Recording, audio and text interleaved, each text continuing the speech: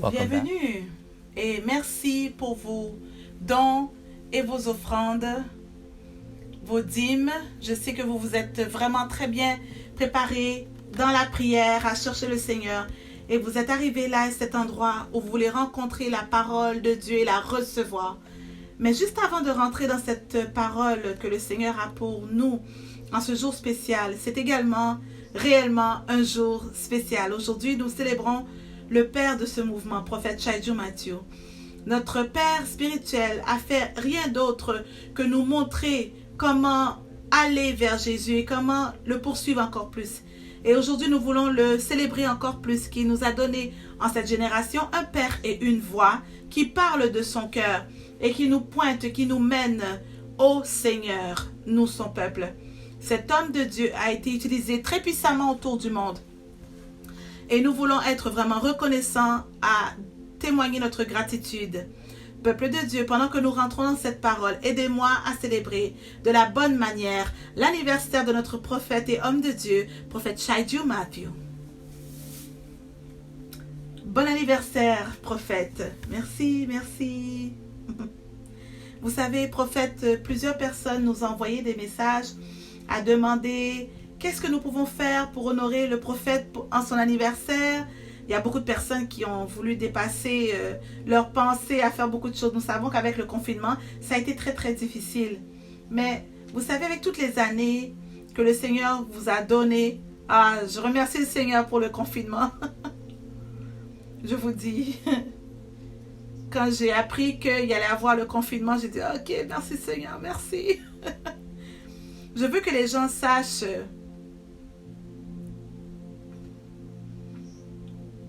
que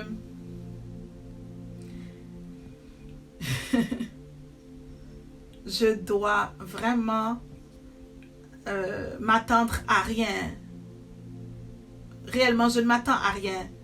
Mais seulement qu'ils continuent d'être les meilleurs adorateurs de Jésus, les amoureux de Jésus sur cette planète. Et cela, pour moi, ça sera un très beau cadeau d'anniversaire. Je vous dis, je ressens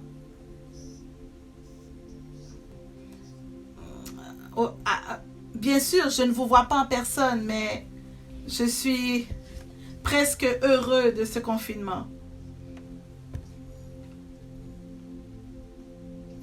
Donc, peu importe le cadeau que vous vous attendez à me préparer, vous pouvez le célébrer dans votre maison, prendre soin de vos enfants, vos familles, des gens autour de vous qui sont nécessiteux. Et essayons vraiment de toucher le Seigneur d'une façon incroyable. Si je peux, prophète, je voulais vous demander, chaque année que c'est votre anniversaire, j'ai remarqué, de ce que j'ai vu, c'est que plusieurs fois, vous vous retirez et vous faites des choses différemment que les gens ne voient pas en ce jour d'anniversaire. Et j'aimerais vous demander, qu'est-ce que vous faites en ce jour que nous célébrons, nous vous célébrons et que vous célébrez l'année que Dieu vous a donnée et la façon qu'il est bon envers vous. Qu'est-ce que vous faites? Premièrement, je suis un adorateur de Jésus, un amoureux de Jésus, et j'apprécie sa grâce et sa miséricorde. Donc, il y a très peu de choses que je veux réellement dans ma vie. Je les garde vraiment très très étroites. Et je meurs à toute autre chose. Et si je peux seulement être...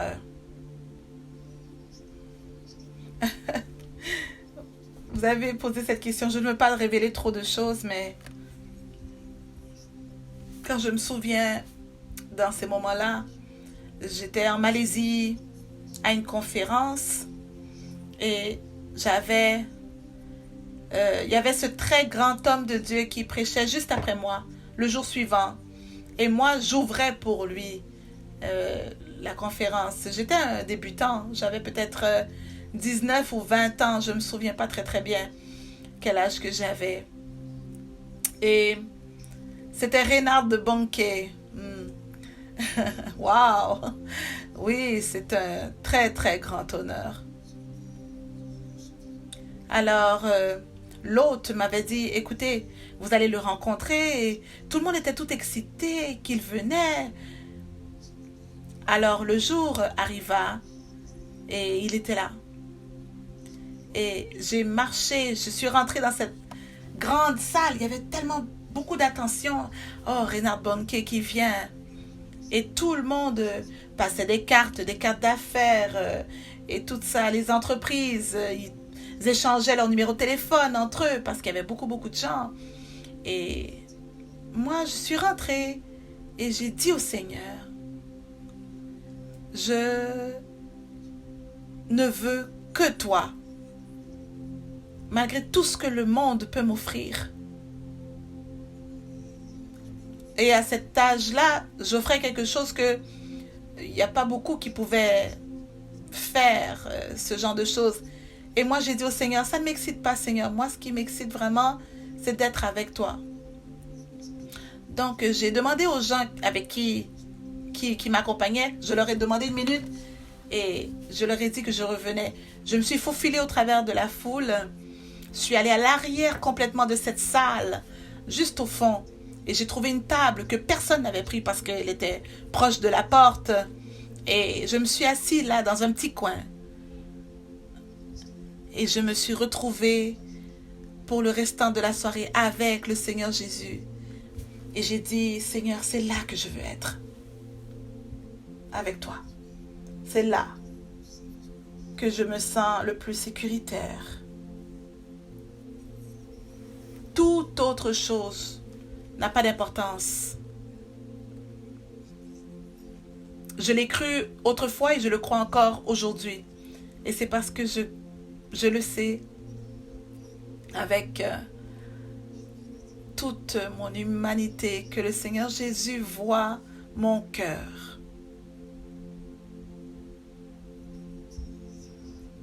Ce que vous ne voyez pas, il se fait très facilement. Et moi, quand vous me demandez pour l'anniversaire, qu'est-ce qu'on peut vous offrir que vous n'avez pas déjà? Ah oui, je sais, peut-être un billet pour Zimbabwe. Ouais. Le plus je peux marcher avec les choses de Dieu, le plus... ouais. Je remercie le Seigneur pour cela. Merci de répondre à cette question, prophète. Vous êtes le bienvenu. Prophète, nous sommes vraiment en attente, en haleine. Nous avons faim à savoir ce que le Seigneur nous a préparé. Et nous nous sommes préparés pour écouter non seulement une voix quelconque, mais la voix de Dieu. Oui, le Seigneur parlera. Nous écoutons. Il y a un Dieu qui parle. Oui. Et nous allons continuer avec ce que nous avons commencé la semaine passée. Il y a tellement dans ces Écritures.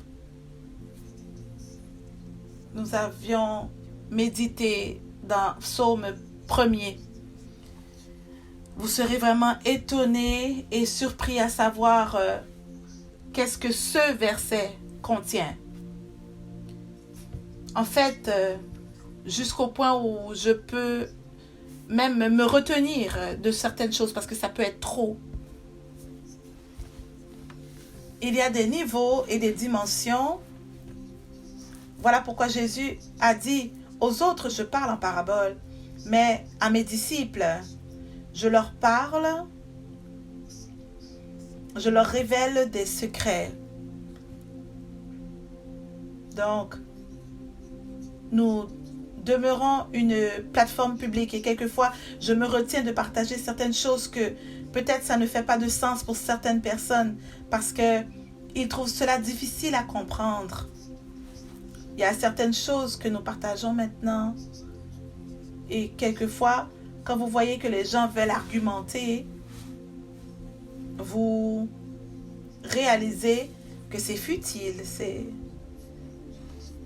Quand les gens commencent à suivre Jésus pour argumenter, il ne leur a pas donné de la compréhension. Il leur a répondu avec tact. Parce que l'explication va aux gens qui sont réellement en train de demander sincèrement, mais pas à ceux qui veulent prouver aux autres que vous êtes dans l'erreur. Non, ils ne méritent pas d'explication, ces gens-là. Donc, en fait, la meilleure façon de faire les choses dans le corps de Christ est de ne pas être moi qui prouve que ce pasteur est dans l'erreur. Si nous allons dans ce cheminement, on aura une très grande liste à couvrir. Mais une chose que je peux faire, c'est que je peux apporter le bon enseignement. Et nous tous, nous suivons ce bon enseignement. Voilà pourquoi vous voyez comment les disciples faisaient attention à ne pas bâtir sur le fondement d'une autre personne. Voilà pourquoi vous voyez que Paul fait une grande attention. Il dit qu'il est mieux de nous séparer et d'aller faire comme le Seigneur nous demande de le faire. Pasteur, si ça vous nuit pas, je l'ai dans Romains 15, 20, prophète. Et je me suis fait honneur d'annoncer l'évangile là où Christ n'avait point été nommé, afin de ne pas bâtir sur le fondement d'autrui. Donc il dit que je ne viens pas pour annoncer plus, prêcher plus, là où ça a déjà été prêché. Ça, c'est la façon facile, le travail facile.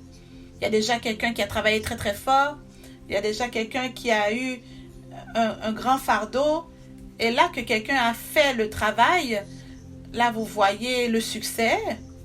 Maintenant, c'est facile de venir s'asseoir et dire « Ah, n'écoutez pas, ne l'écoutez pas. » Non. Ça, c'est un manque de respect. Et il dit, je vais aller moi, là où Christ n'a pas encore été partagé. Donc, ce que vous enseignez, ils vont dire, ah, oui, c'est une meilleure interprétation. Mais on ne devrait pas être tellement concentré à penser que les gens n'ont pas la compréhension de comprendre, la facilité de comprendre. Non, c'est pas bien. Alors, voilà pourquoi j'aime rester concentré sur ce que je fais. Je ne veux pas... J'accepte de savoir que je ne suis pas appelée pour tous. J'ai fait la paix avec ça. Je ne suis peut-être pas appelée pour tous. Alors, je parle à ceux que Dieu m'a confiés pour qu'ils puissent grandir encore mieux dans le Seigneur, pour qu'ils puissent être enracinés en Christ. Je crois que nous avons réussi très très bien en ce niveau et que nous avons élevé un groupe de personnes qui aiment Jésus férocement. Je le crois. Oui, prophète, nous voulons vous remercier. Réellement, vous nous avez pointé vers Jésus, vous nous avez guidés et poussés vers lui, comment l'aimer encore plus et chaque jour. Que vous soyez là ou non, vous l'avez dit. Regardez à Jésus. Alors, si vous êtes enraciné en Christ, alors ma veste n'est pas une distraction pour vous. Mais si vous n'êtes pas enraciné, vous serez distrait même par la cravate que votre pasteur voisin est en train de porter, parce que vos yeux ne sont pas sur le Seigneur. Donc, tout autour de vous vous irrite et vous dérange, vous distrait, parce que vous n'êtes pas un chrétien enraciné. Quand vous êtes enraciné, vous vous concentrez à grandir dans le Seigneur. Alors, je veux remercier notre peuple à ne pas être distrait facilement, dans peu importe la manière, et que vous êtes vraiment concentrés sur le Christ. Oui, merci. Alors, psaume 1er. Et nous commencerons avec le verset 3, encore une fois. Psaume 1er, verset 3. Il est comme un arbre planté près d'un courant d'eau, qui donne son fruit en sa saison et dont le feuillage ne se flétrit point. Tout ce qu'il fait lui réussit. Alors, tout ce qu'il fait lui réussit. une très grande prospérité dans le nom puissant de Jésus. Il y a tellement beaucoup dans ce verset. J'espère que vous êtes préparés à aller en voyage aujourd'hui au travers de ces paroles. J'espère que vous vous êtes assis, vous êtes confortable, que vous avez vos cahiers de notes, même dans votre position physique, que vous êtes prêts à recevoir ce que le Seigneur a à vous dire. Nous allons demander au Seigneur de nous guider pas à pas, semaine après semaine. Cela est mon devoir, de chercher Dieu, afin qu'il puisse me conduire, à bien vous conduire comme il l'entend, comme il le veut. Alors, s'il vous plaît, priez pour moi. Oui, priez pour moi. Quand vous voyez les Écritures parler de cet arbre, plusieurs fois, nous pensons que cet arbre est comme un arbre dans le naturel. Mais ce que nous devons comprendre, c'est que les Écritures ne sont pas limitées à une perspective naturelle. Spécialement quand un homme est porté par l'Esprit, dans les Écritures, il commence à parler, il commence à enseigner par la touche du Seigneur. Il commence à parler et dire ce qui peut sonner, résonner comme étant un langage naturel.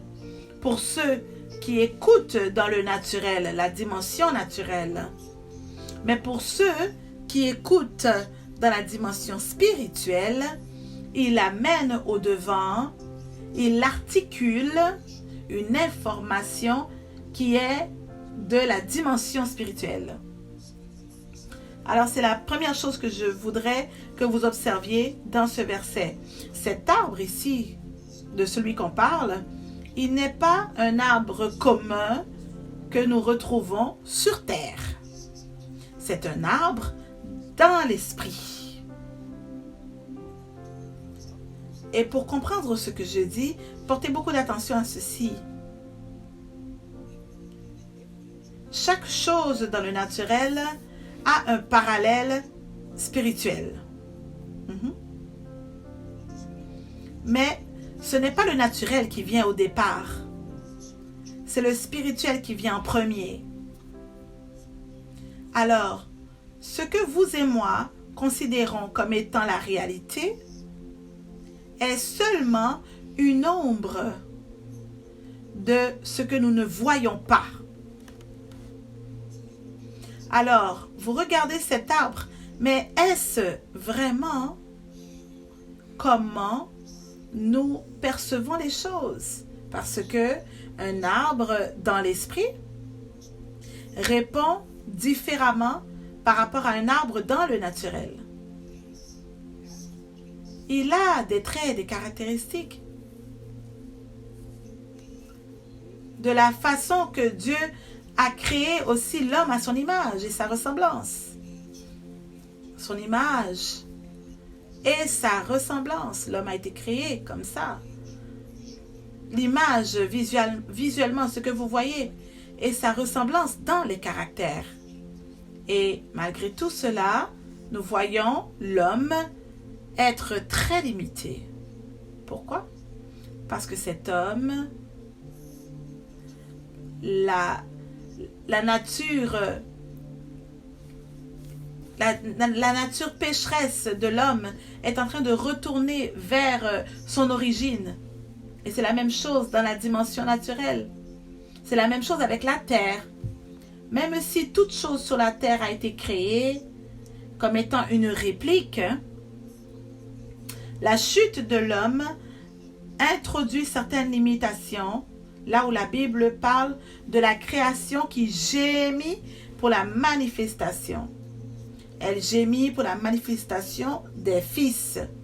Donc, Même les créations elles-mêmes, elles gémissent parce qu'elles voient que le manteau de limite qui les empêche de fonctionner, la façon qu'elle avait l'habitude de fonctionner dans le jardin auparavant. Donc j'espère que vous comprenez ce que je vous dis. C'est notre base pour aujourd'hui. C'est sur ça que nous allons commencer. Oh, c'est vraiment très très bon, très bon. Donc cet arbre, celui que nous parlons dans Psaume 1er, c'est un arbre dans les dimensions de l'esprit. Maintenant, les choses au sujet de l'esprit, c'est que la façon que Dieu se révèle envers vous, la façon que vous le recevez, c'est de cette façon. Il y a différents aspects de qui est notre Dieu qui a été révélé aux gens dans des moments différents. Dieu révèle à certains généraux dans l'Ancien Testament comme étant Jéhovah Rapha, celui qui guérit. À d'autres, il s'est révélé comme étant Jéhovah Jireh, celui qui pourvoit. Et à d'autres, il était Jéhovah Nissi, la bannière de victoire. Donc, tout dépendant de qui est cet individu, tout dépendant de qui se révèle à lui, cette révélation est devenue leur manifestation.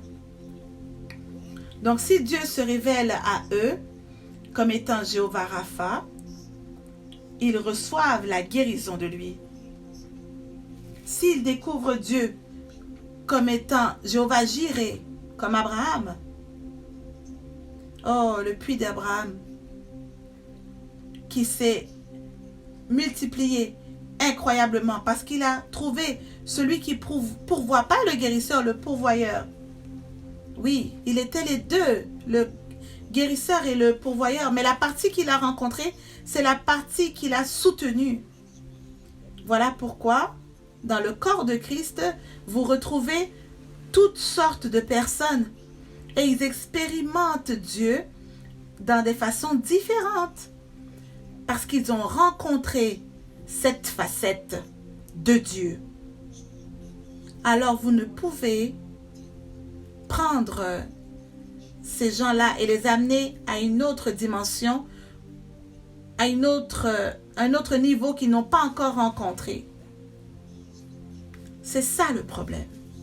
Quand vous voyez des gens qui essayent d'argumenter là où vous êtes vous-même, et là vous espérez les amener là où vous êtes, et la raison pourquoi vous échouez, c'est parce que la facette de Dieu qu'ils ont rencontrée n'est pas la facette de Dieu que vous avez rencontrée.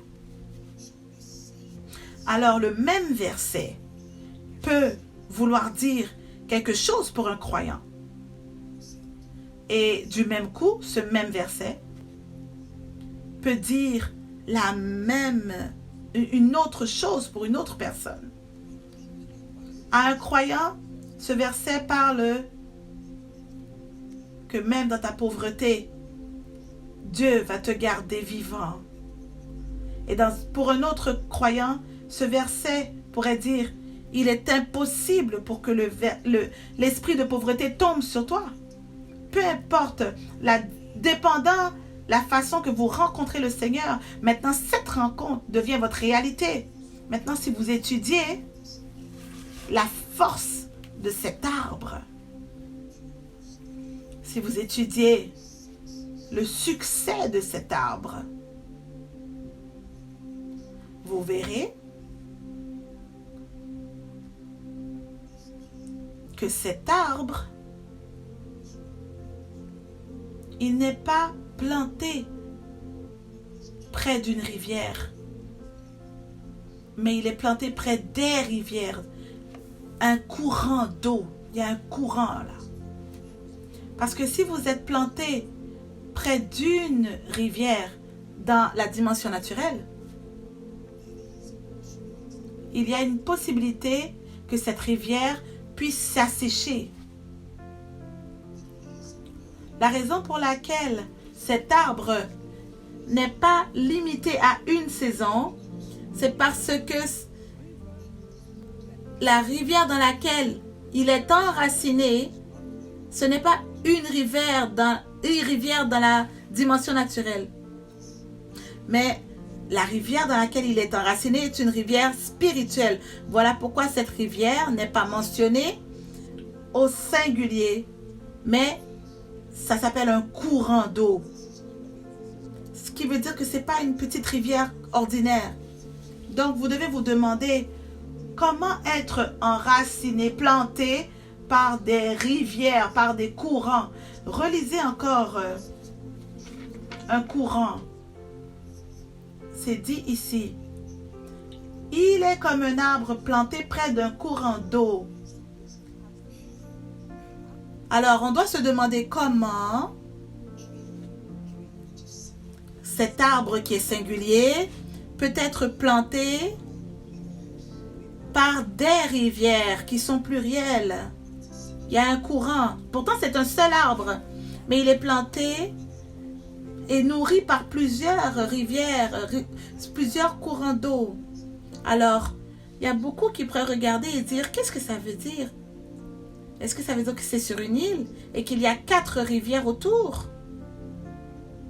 Mais la parole de Dieu n'a pas répondu cela. Ce Dieu que nous servons, il n'est pas un homme. Alors son langage est différent. Donc quand cet esprit parle au travers d'un homme, le langage de cet homme ou son écriture devient différente. Parce que l'écriture est inspirée. Donc, il n'est pas en train d'avoir une mauvaise journée avec sa grammaire. Il est inspiré par l'esprit. Cette écriture, cet écrit qu'il écrit, elle exprime le caractère du vrai, véritable auteur. Donc, on doit maintenant se focaliser sur cet auteur et dire, ah, le véritable auteur derrière ce texte, en nous. Pourquoi? Pourquoi est-ce qu'il dit un courant d'eau? Le Dieu que nous servons, je l'ai dit déjà, est un Dieu de multidimensionnel. Il n'est pas limité à une dimension. Il n'est pas limité à un niveau. Il ne peut pas être placé dans une boîte. Il dépasse cela. Et voilà pourquoi vous verrez dans le livre d'Ésaïe 41, verset 18. Ésaïe 41, 18. Je l'ai ici.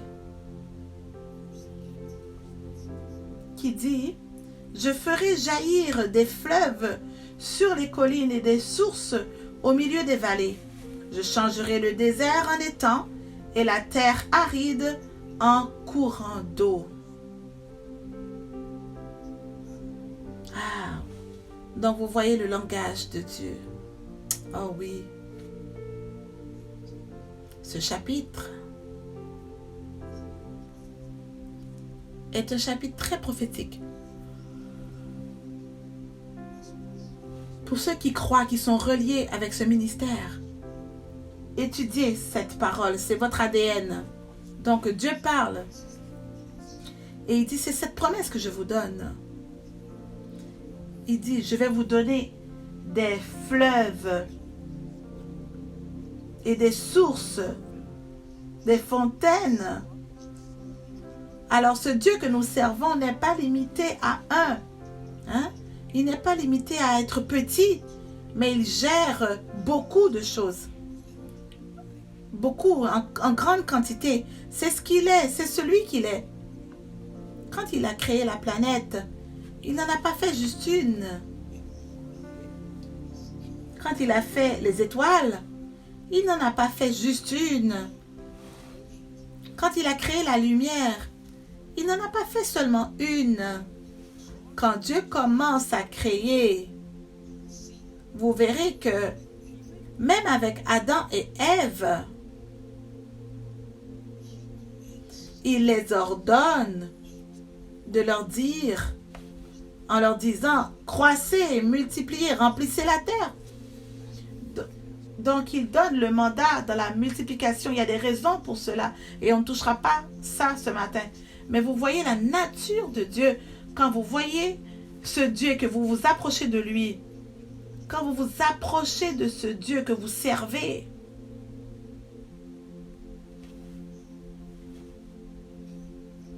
vous rencontrez le Dieu de multiplication. Les 5 pains et les 2 poissons, quand il a touché, quand il a béni, ça s'est multiplié. Quand Agar quittait Abraham, il lui a donné une petite bouteille d'eau, comme une gourde d'eau. Abraham était un homme assez riche, il avait été généreux. Il lui a donné toute une gourde d'eau, une quantité d'eau qui ne pouvait subvenir à ses besoins dans le désert. L'eau a été bue. Elle a commencé à pleurer à Dieu. Et quand Dieu a entendu les cris de sa semence à elle, vous verrez que Dieu a ouvert une source. Il y a eu un puits pour un petit enfant qui pleurait. Est-ce que c'était vraiment difficile pour Dieu d'envoyer un ange avec une quantité d'eau, une gourde d'eau, ou 2, ou un seau d'eau? Sur un âne, peut-être, envoyer de l'eau sur un âne?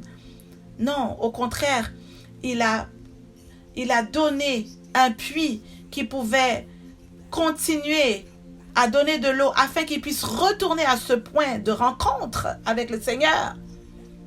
C'était un point de rencontre, là où il pouvait trouver de l'eau encore et encore et encore et encore. Alléluia.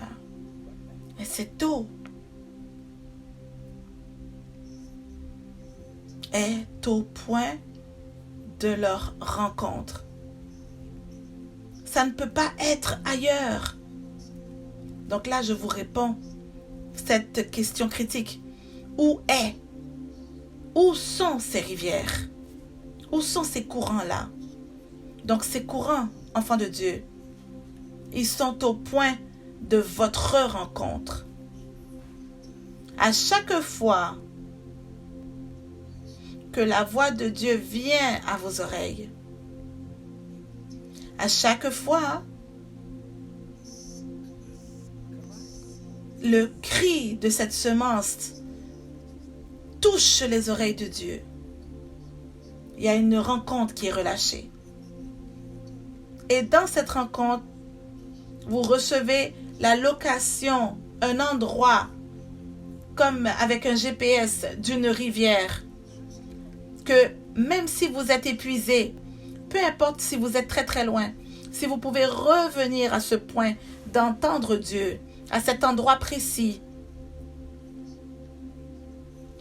là où la parole de Dieu, si vous pouvez retourner à la parole du maintenant, la parole prononcée, déclarée de Dieu, vous revenez à cet endroit, vous retrouvez encore cette eau. Vous allez retrouver cette eau encore une fois. Dans Jean 7, 38. Celui qui croit en moi, des fleuves d'eau vive couleront. Non, homme de Dieu, s'il vous plaît, un verset plus haut. Allons vers 37, oui. Jean 7, 37. Le dernier jour, le grand jour de la fête, Jésus se tenant debout, s'écria, « Si quelqu'un a soif, qu'il vienne à moi et qu'il boive. » Alors le dernier jour, le grand jour de la fête, il y avait une grande célébration, beaucoup de vin, beaucoup d'eau naturelle. Ils n'ont pas faim. Ils n'ont pas soif. Ils sont très bien maintenus. C'est une fête. C'est la dernière journée de la fête. Il y a une très grande joie. Il y a une grande célébration. Ils sont perdus dans leur propre monde. Quand notre Seigneur Jésus-Christ se tient, et la Bible dit, il crie. Il s'écria. Il s'écria. Voilà. Il y a une raison pourquoi il élève la voix, s'écria. Ce n'était pas un sermon ordinaire. C'était pas, ils m'ont posé une question, laissez-moi leur donner une réponse. Non, il se tient debout et élève la voix. Il est en train de rechercher leur attention. Il essaye d'avoir leur attention de toutes les distractions du monde. Et il amène leur attention vers lui.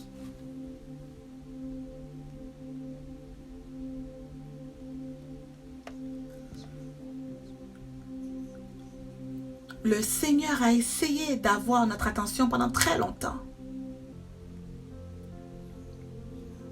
Mais nos yeux ne le voient pas. Parce que nous sommes distraits par les palais brillants en or de ce monde. Et nos oreilles ne sont pas capables de l'entendre. Parce que c'est rempli de la voix, les voix qu'il y a dans ce monde. Et nos cœurs, notre cœur n'est pas capable de trouver le bon point de sa voix, la bonne tonalité. Parce que nous ne sommes jamais arrivés à la fréquence, à entendre la fréquence de sa voix au départ. Donc là, il est là. Il se tient debout et il s'écrie. Parce que sa création est perdue. Perdue. Sa création n'a pas faim pour les bonnes choses. Sa création est tellement remplie des choses autour, toutes les autres choses autour, qui n'ont pas soif pour ce qui est vraiment, vraiment nécessaire. Donc pour cette génération, les choses de Dieu, ils ne sont pas intéressés. Dans cette génération, les choses de Dieu sont un fardeau. Là, quand le service déborde un petit peu, ça devient trop long. C'est un fardeau. Quand l'Église est devenue une tâche, un devoir pour cette génération qui veut s'en sortir,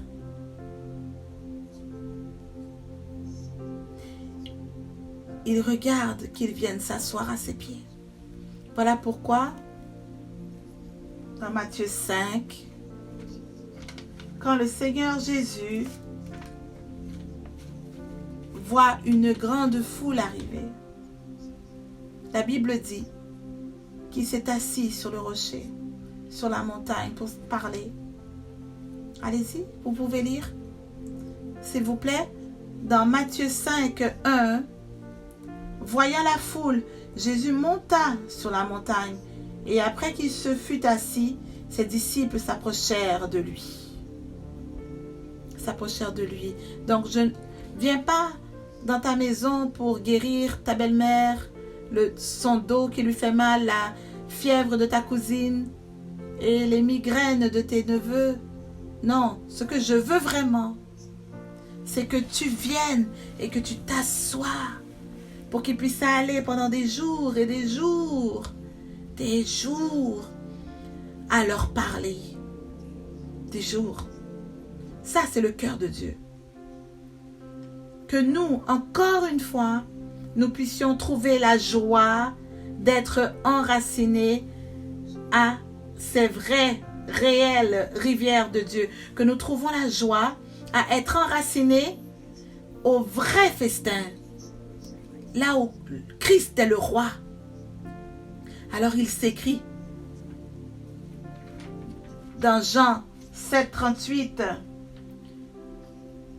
celui qui croit en moi des fleuves d'eau vive couleront de son sein, comme dit l'Écriture, de son ventre. Alors le Seigneur Jésus est en train d'attirer leur attention, éloigné de ce festin, vers lui-même. Donc, il dit, si tu crois réellement en moi, de ton ventre, de ton sein, il y aura des fleuves d'eau vive. Qu'est-ce que Jésus leur offrait? C'est que quand je viendrai dans leur vie, moi, quand je viens dans leur vie, je rentre dedans, alors je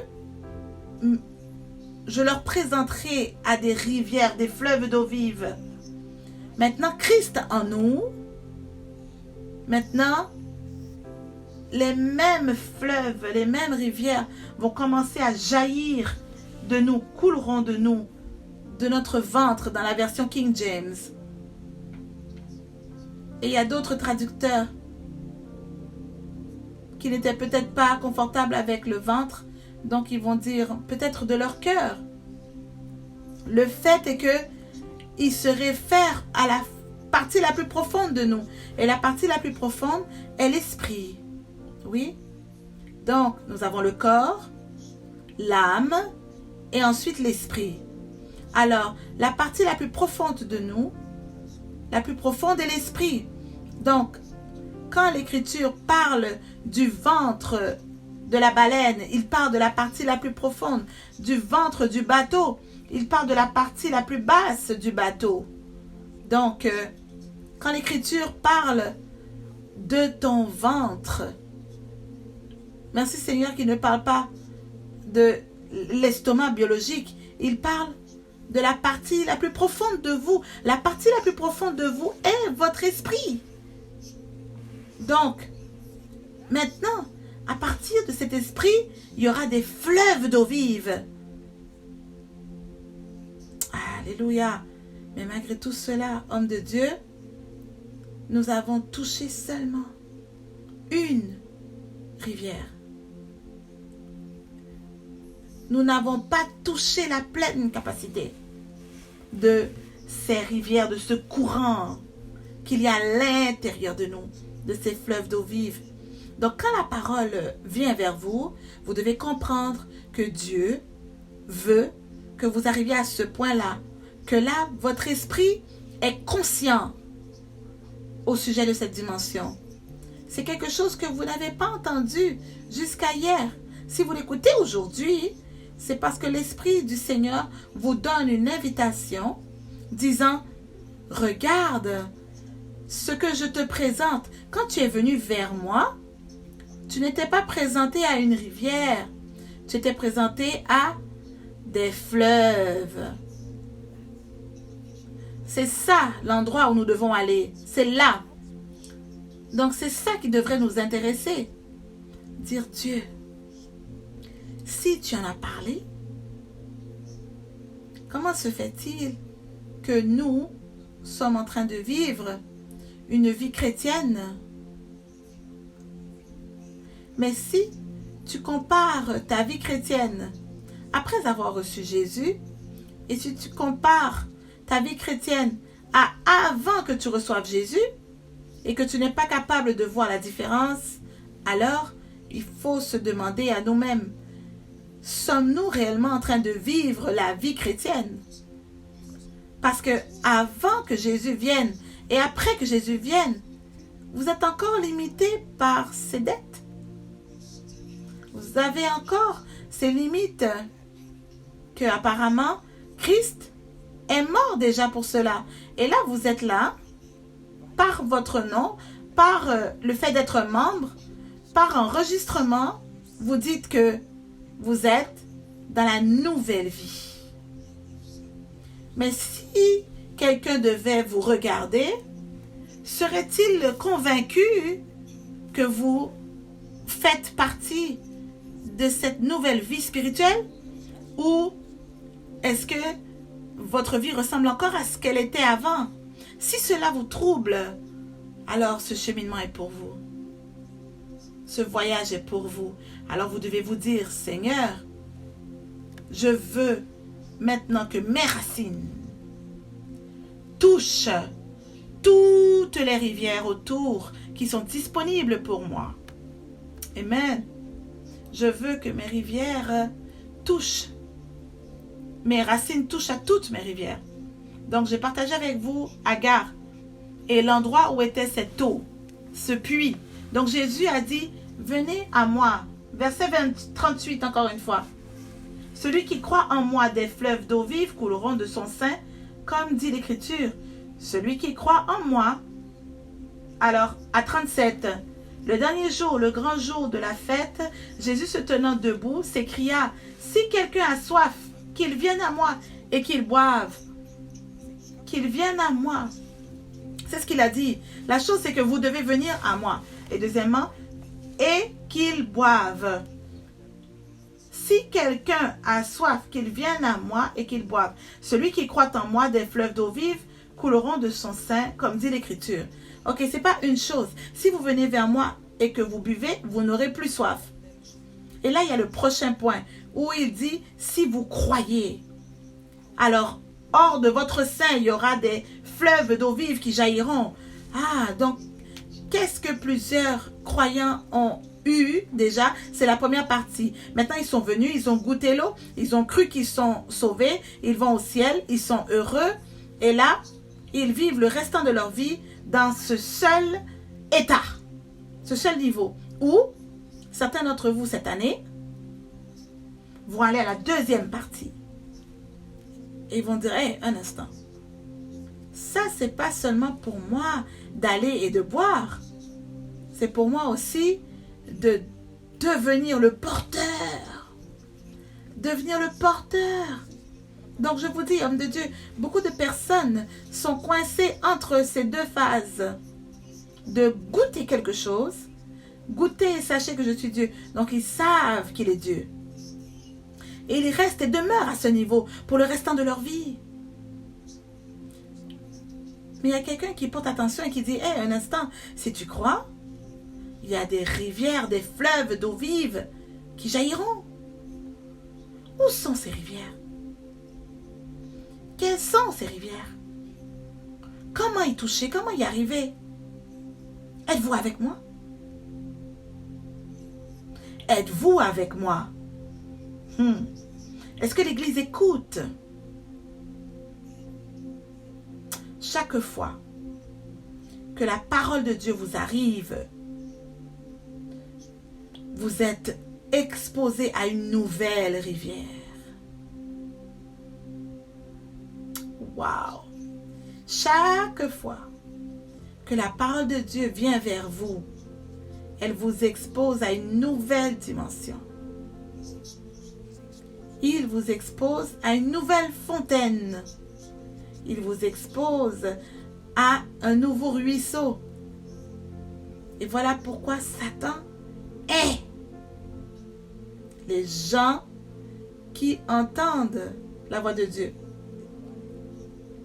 Voilà pourquoi il va tout faire pour vous empêcher d'écouter la parole de Dieu. Vous regardez un film pendant 2h30, vous ne clignez même pas des yeux. Mais depuis quand vous étiez capable maintenant, à quand remonte la dernière fois de vous asseoir pendant 2 heures avec le Seigneur à ne pas être distrait par le téléphone? Même maintenant, pendant que vous parlez, pendant qu'on parle, Satan essaye de vous retirer très très loin de cette localisation parce qu'il sait qu'à l'intérieur de cette parole, il y a un secret, une rivière secrète. Et pendant que vous essayez de toucher une nouvelle rivière, il y a des nouvelles percées qui arrivent. Des nouvelles sphères sont conquises. Il y a des nouveaux endroits qui sont guéris parce que les déserts sont en train de devenir des étangs, des piscines. Ces ruisseaux, ces fontaines, ils ont un objectif. Dans Ésaïe 41, 18, il dit comment le désert se change en étang. Alors, encore une fois, Ésaïe 41, 18. Je ferai jaillir des fleuves sur les collines et des sources au milieu des vallées. Je changerai le désert en étang et la terre aride en courant d'eau. Alors l'objectif de cette rivière est de convertir les déserts en étangs. Un étang. Alors, ce qui avait l'air sec et aride fut un temps, à chaque fois qu'une nouvelle parole de Dieu vient à votre esprit. Pas à chaque fois que la parole est déclarée, mais à chaque fois que la parole fraîche de Dieu vient à votre esprit, c'est en train de convertir un endroit géographique très très sec et aride. Alors quand vous parlez de la nature, on parle d'une terre fertile. Peut-être qu'il n'y a pas de civilisation, qu'il n'y a rien de bon. Tout est sec. Peut-être qu'il n'y a pas de façon de cultiver. Cette terre va se retourner en étang, là où la vie peut retourner. Encore une fois, il y a la vie qui ressort. Dieu est en train de parler à des gens maintenant qui écoutent. Il y a des endroits dans votre vie qui sont très secs et arides. Mais la parole qui vient maintenant est en train d'apporter la vie dans ces endroits-là. L'eau est en train de revenir dans cette sphère, dans cet endroit. Donc, pour faire cela, il faut localiser cet endroit. Et Dieu est encore en train de vous parler. Enfants de Dieu, la connaissance de Dieu, vous devez prendre le temps.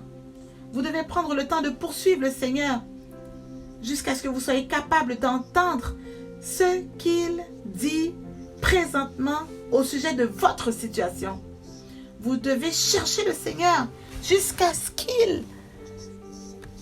que ce ne soit plus la connaissance de l'église du dimanche, l'école du dimanche, mais que vous compreniez ce qu'il dit présentement au sujet des défis auxquels vous faites face. Au moment où vous entendez cela, pouvez-vous le voir? Sa parole, elle commence à grandir. Les endroits secs, tout à coup, sont en train de se remplir avec de l'eau colorée en bleu qui se remplit. Oui. Dans le nom de Jésus, je relâche la grâce à vous dans ce vidéo, au travers de ce vidéo. Levez-vous de toute distraction. Levez-vous de toute célébration du monde.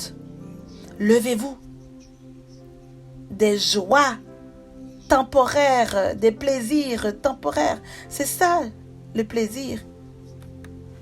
Et de longues souffrances.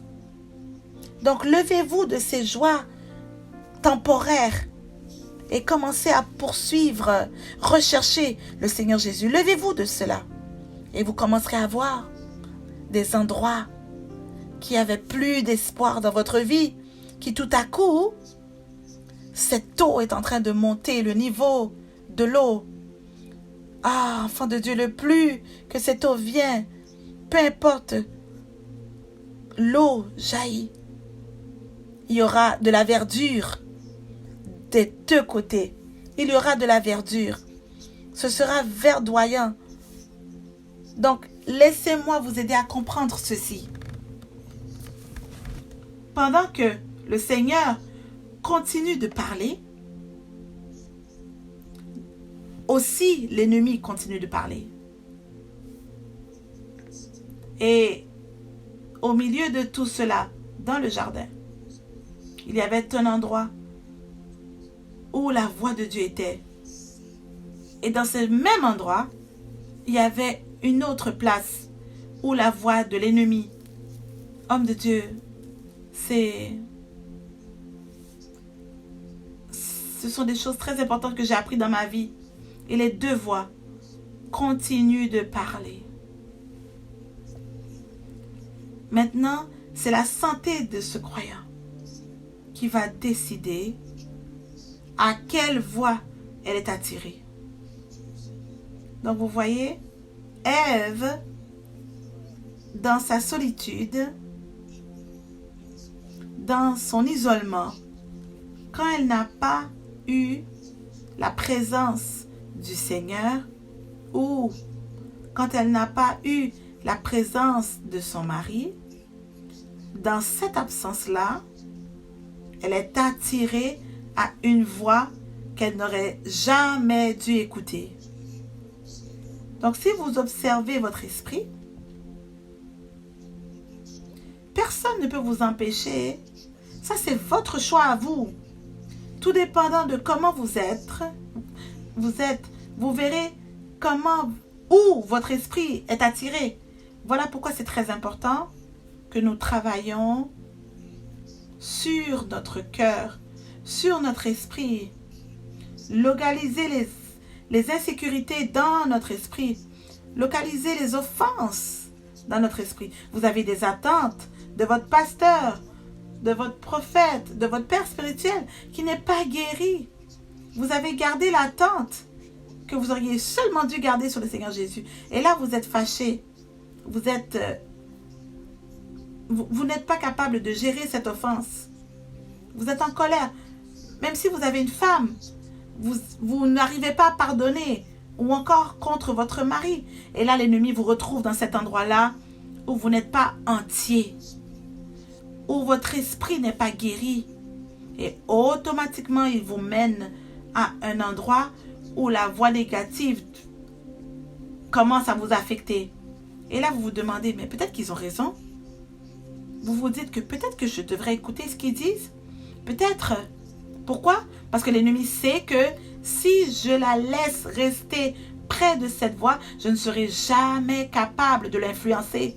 Donc, je vais intentionnellement créer des moments d'offense et de non-pardon, d'insécurité, qui va permettre qu'elle soit isolée. Et pendant qu'elle est isolée, vous ne pouvez pas facilement discerner la voix qui vous parle. Portez attention à votre esprit aujourd'hui. Vous voyez les mêmes choses arriver avec Pierre. Pour autant que Pierre était avec Jésus, proche de Jésus, tout près de lui, il était protégé. Même avec les pires scénarios, il était protégé. Mais au moment où la Bible dit qu'il a commencé à suivre Jésus, il continue à suivre, mais à distance. C'est ça qui arrive aux croyants qui permettent l'offense dans leur cœur. C'est ça qui arrive à un enfant de Dieu qui porte une déception dans son esprit, qui n'a pas rempli un désir dans l'église. Il n'est pas satisfait. Maintenant, au lieu d'être dans la rivière, vous suivez, vous êtes encore un membre, mais vous suivez à distance. Et là, vous vous demandez, pourquoi vous avez des attaques de la pensée? Il y a quelque part que vous avez permis la distance. Quelque part, vous n'avez pas géré certaines émotions que l'ennemi a implantées en vous. Alors, à partir de cette distance, maintenant, vous ne pouvez plus reconnaître ce qui est la vraie voix. La voix négative commence à dépasser dans votre esprit. Elle monte. Et là, quand cette voix domine, homme de Dieu, tout ce qui était vert, maintenant, commencera à sécher. Quand cette voix est dans votre esprit, quand ce mensonge est dans votre tête, tout ce qui était bon va commencer maintenant à devenir fragile, faible. Vous devez comprendre, qu'est-ce qu'une rivière fait? Elle change le désert en un étang, là où la vie commence à prendre naissance. Donc, qu'est-ce que la voix de l'ennemi fait? Elle fait l'opposé. Là où il y avait une fois, jadis, la vie, maintenant vous trouvez la mort. Là où il y avait un étang d'eau, maintenant vous voyez l'eau commencer à sécher. Vous voyez l'espoir commencer à sécher. Ça commence à devenir un endroit sec.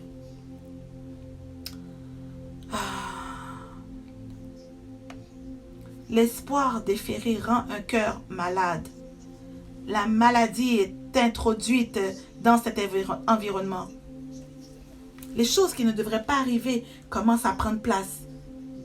Parce que Satan s'est arrangé pour vous distraire pendant un petit moment. Mais dans le nom puissant de Jésus, ça va se briser dans le nom de Jésus. Dans le nom de Jésus, ce sceau va se briser dans le nom de Jésus. Et je veux que vous le déclarez dans votre maison maintenant, dans le nom puissant de Jésus.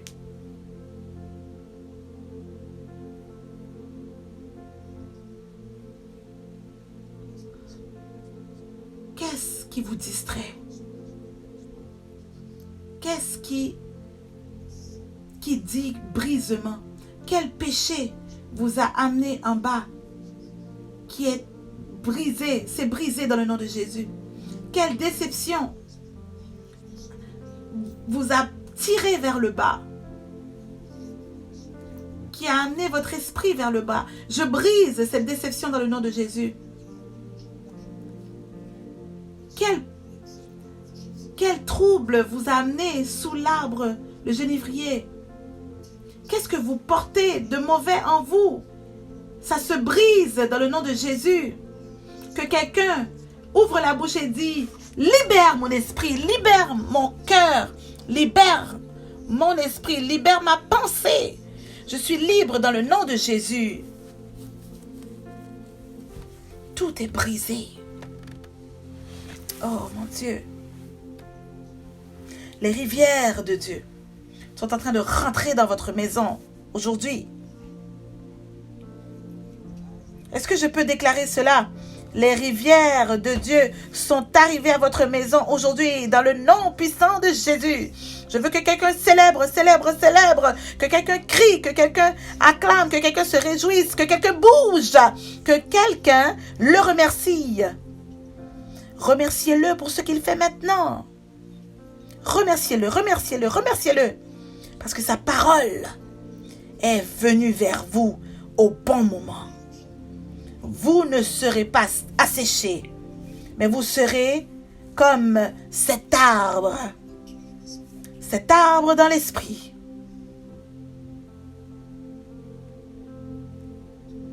Enfants de Dieu,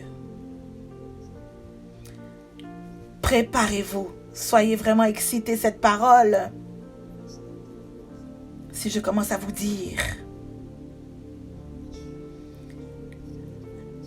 à quel point le poids de Dieu est sur cette parole, soyez encouragés. Soyez encouragés. Cette année, votre désert deviendra un étang. Un étang. Avec un étang, on peut faire beaucoup de choses.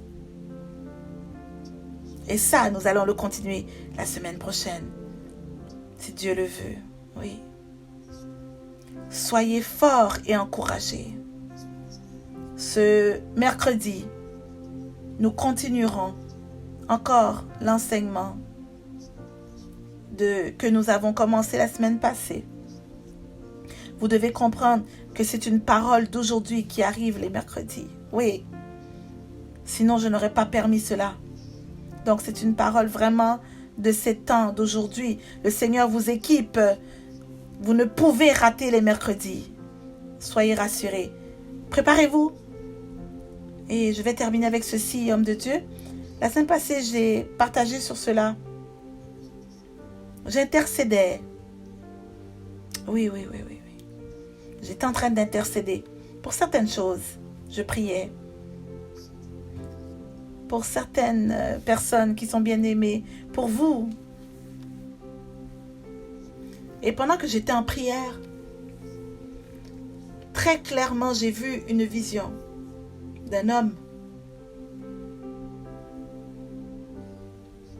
très bien habillé. Il avait un genre de veston unique.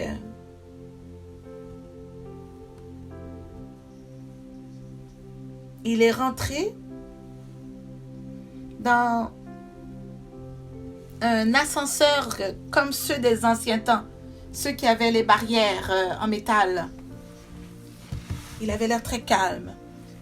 Il a l'air bien posé, calme, bien habillé, chic, avec comme un sac en cuir rond. C'est comme s'il est en train de voyager, comme un baluchon. Et il rentre dans cet élévateur, cet ascenseur, et il pèse le bouton, il appuie dessus. Et je regarde que ça commence à vouloir descendre.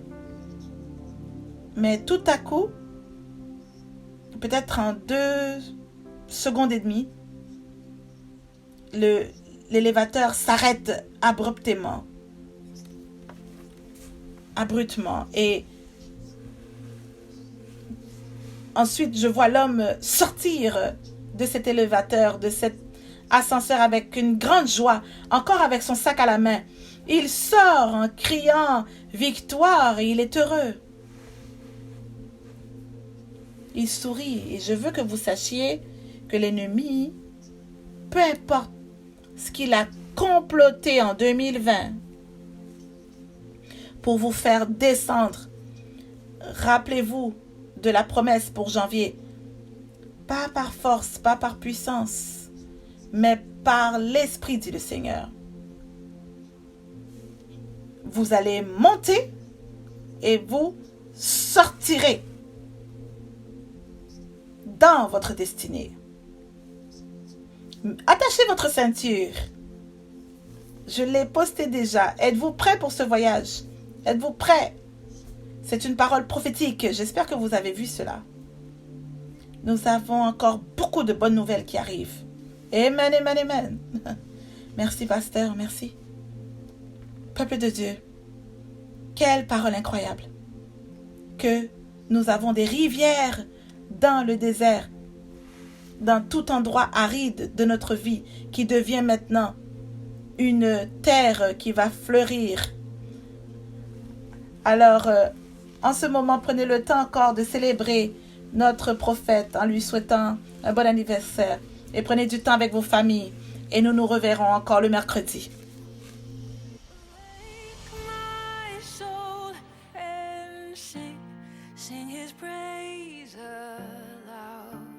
Sing his praise aloud. Oh, awake my soul.